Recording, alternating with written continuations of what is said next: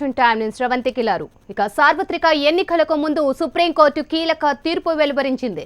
Assembly నియోజకవర్గంలో 5, parliament పరిధిలో 35 వీవీప్యాట్ల స్లిప్పులు లెక్కించాలని ఎన్నికల సంఘాన్ని ఆదేశించింది. 50 వీవీప్యాట్ల స్లిప్పులు లెక్కించాలని 21 రాజకీయ పక్షాలు దాఖలు చేసిన పిటిషన్ను సుప్రీంకోర్టు విచారించింది.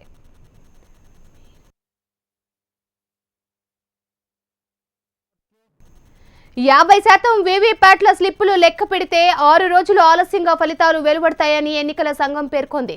ఎన్నికల ఫలితాలు 6 రోజులు ఆలస్యమైనా పర్వాలేదని రాజకీయ పక్షాలు సుప్రీంకోర్టుకు తెలిపాయి. తెలుగుదేశం పార్టీ అధ్యక్షుడు చంద్రబాబు ఆధ్వర్యంలో విపక్షాలు ప్రమాణ పత్రాన్ని సమర్పించాయి. ఇక ఎన్నికల ప్రక్రియ నిబద్ధతను కాపాడితే ఇదేమీ ఎక్కువ సమయం కాదని పేర్కొన్నాయి. సిబ్బంది సంఖ్యను పెంచితే ఆలస్యాన్ని గణనీయంగా తగ్గించవచ్చని చెప్పాయి.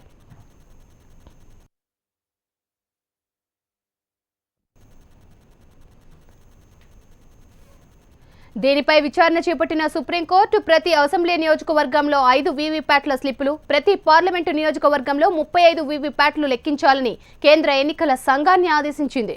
ఇప్పటి వరకు ప్రతి అసెంబ్లీ స్థానానికి 1 వీవీప్యాట్ స్లిప్పును మాత్రమే లెక్కించేవారు. 50% వీవీప్యాట్లను లెక్కించాల్సిన అవసరం లేదన్న ఈసీ అభ్యర్థనను సుప్రీంకోర్టు కొట్టివేసింది.